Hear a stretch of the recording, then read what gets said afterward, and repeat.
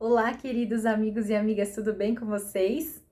Eu sou Giovana Piconi Mato Jardim e estou aqui para fazer a leitura de um texto cujo título é A História do Natal, de Djalma Pinheiro. Ele é fundador da Academia Mundial de Cultura e Literatura. Se você não conhece, eu vou deixar aqui embaixo os links para você conhecer mais sobre esse autor, sobre essa pessoa maravilhosa que acredita no poder da leitura, no poder da escrita. Então vamos lá? Olha só, é um texto maravilhoso e eu convido você a prestar bastante atenção e a ser contagiado com essas emoções que vocês vão ver que tem aqui nesse texto. Então vamos lá. Lá estava aquele moreninho franzino a olhar o noticiário na TV, pela vitrine da loja de eletrodomésticos. Era fatal. Davam 8 da noite. Se postava em frente à loja, onde ficava vidrado nos jornais da TV. Uma criança bem diferente, pois a maioria só parava ali para ver filmes e seriados. Carlinhos, menino franzino, que nem sabia mais onde morava, pois fora abandonado pela Carla, mãe viciada em crack. Um abandono não por ruindade, e sim por amor, pois o abandonou na porta de um abrigo de crianças que poderiam ser adotadas. Carla já estava jurada de morte pelos traficantes, a quem devia, e ficou com medo de um dia matarem também seu filho que só tinha 3 aninhos. Carlinhos, hoje, com 10 anos, viveu até os 9 no abrigo, que teve que ser fechado por falta de pagamento do aluguel do prédio. Sendo então que os menores tinham que ser levados para abrigos públicos em bairros distantes, de onde foram literalmente criados, e nem sabiam se ele seria transferido também para outra escola. Mesmo com pouca idade, os internos já sabiam o que passariam. Os que já haviam passado por estes abrigos públicos relatavam maus tratos, como os castigos impostos com surras e até serviciais sexuais. E isso os apavorava de terem alguns que voltar e outros, como Carlinhos, que só sabiam por relato dos amiguinhos, que já estiveram num deles.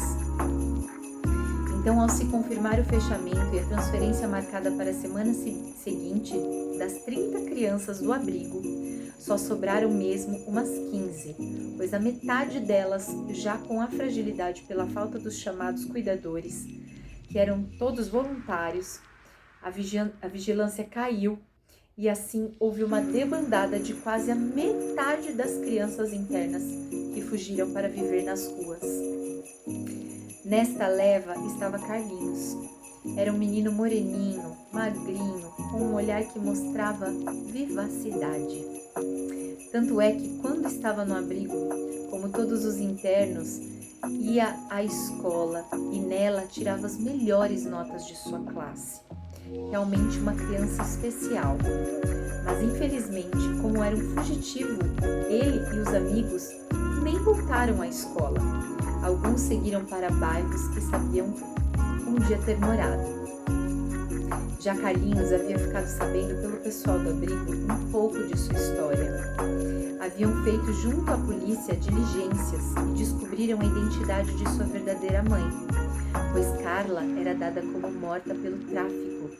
Só ficou sabendo disso pelo fato de que, com 7 anos, sem querer, uma das assistentes sociais não notou a sua presença e relatou a um casal que foi ao abrigo tentar adotar uma criança, que um dos meninos por eles escolhidos era filho de uma viciada em crack e morta pelo tráfico numa boca de fumo do centro da cidade onde vivia com o filho. Como ele era diferente das outras crianças, já fazia 1 ano como morador de rua e fazia questão de levar nas 2 mochilas suas roupas e sempre limpinhas, pois as lavava em um vazamento de água constante no canal da Avenida Presidente Vargas. E lá tomava um banho diário. Logo, além de estar sempre asseado, suas roupas, mesmo amarrotadas, não eram sujas. Algumas já rasgadas, mas limpas.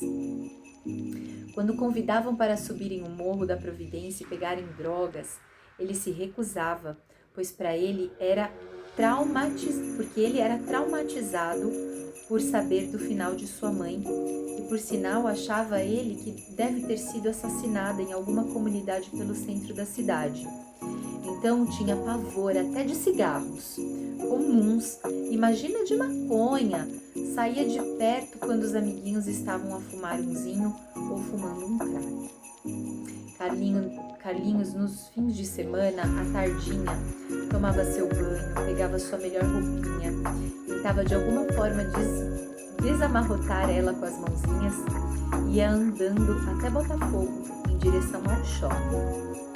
Pois de outra forma não tinha como ver as notícias, e ali se postava em frente à loja de eletrodomésticos, situada em um dos luxuosos corredores.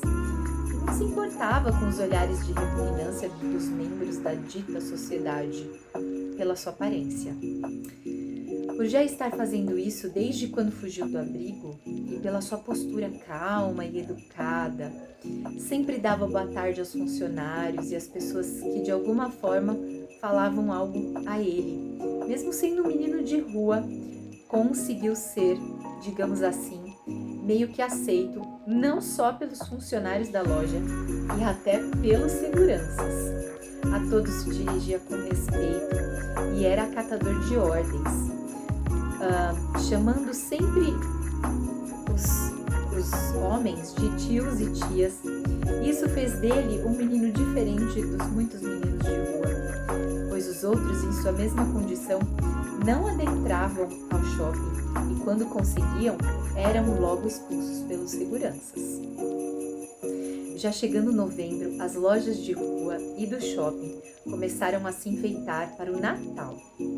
Ao chegar esta época, desde ainda no abrigo, mesmo ele tendo de certa forma o amparo carinhoso dos atendentes voluntários, Carlinhos se isolava em um cantinho bem próximo ao presépio e da árvore de Natal. Seu olhar era um olhar triste. Ao ser indagado pelo pessoal do abrigo se a sua aparente tristeza era a incerteza de que ia ganhar presentes ou não, ele afirmava que não, e que não sabia por que sentia a vontade de estar só ali.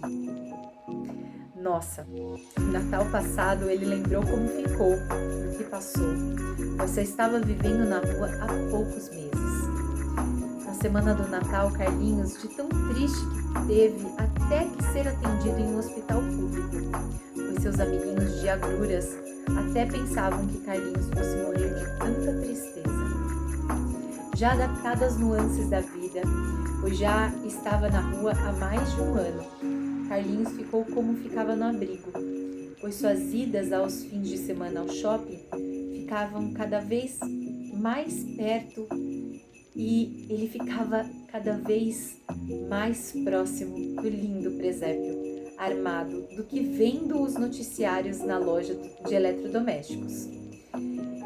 E na semana que antecede o Natal, o shopping aumentou a área do presépio, até com um palco para encenação diária do nascimento do amigo maior. Tinha de tudo, atrizes, atores, representando desde o boi, o burrico, as ovelhas, bem como Jesus, Maria e José, o anjo e a estrela, os reis magos e até os pastores, culminando com o Papai Noel descendo em um trenó e flocos de neve ao seu redor. Aí que Carlinhos se punha a sonhar, ficava ali admirando a cena, bem diferente do que via no abrigo, e onde também pela história contada pelos atores e atrizes, tentava entender como aquele bebê na manjedoura se tornaria um homem santo. Em sua mente juvenil eram questionamentos em cima de questionamentos. Ficava sentadinho tendo em volta outras crianças, logicamente bem diferentes. Mesmo assim, criança. E para elas não importava se elas estavam com roupas de grife e que Carlinhos com as suas já gastas pelo uso, muito embora em alguns casos até mais limpinhas que as que estavam para os olhares da sociedade. E é o dito, né? Criança não tem maldade. Mas um fim de semana lá estava Carlinhos, quietinho, com o olhar vidrado nos personagens, e depois ficava com seus olhos fechados, paradinhos, tentando decifrar como o bebê se transformou no que chamavam de Jesus. Ficava ali horas e horas, só pensando nisso. Era derradeiro para ele o dia de Natal.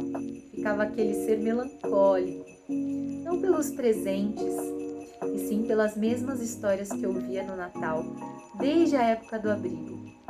Piorou depois de ter ido morar na rua e ver tanta pobreza, depois de ver pessoas sendo mortas por ganância, de seres ditos poderosos, gananciosos, pelo tráfico, das guerras pela TV, de pessoas passando fome e outras mazelas. Nesta noite, já na última apresentação, pelo fato de ele estar ali há horas meditando e se perguntando os porquês, acabou adormecendo.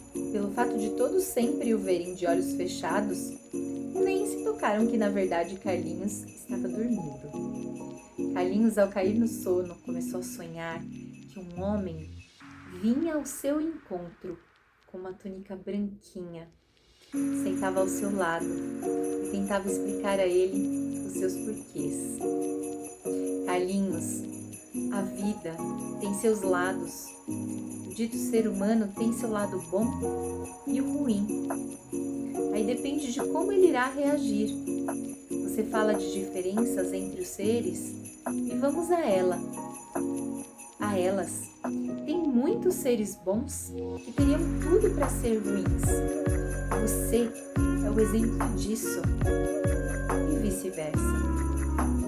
Falas muito da maldade do ser humano, de mortes, atrocidades que vê pela TV.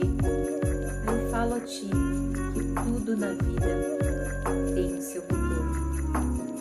Falas também pela maldade que se faz com crianças, mulheres e idosos, que você vê nos noticiários como este de guerra, onde por questões ideológicas ou por ganância se matam pessoas inocentes, se bombardeiam hospitais, matando crianças, mulheres e idosos. A vida neste mundo é isso, Carlinhos. Queria que todos fossem Carlinhos. Seria bem melhor, Carlinhos.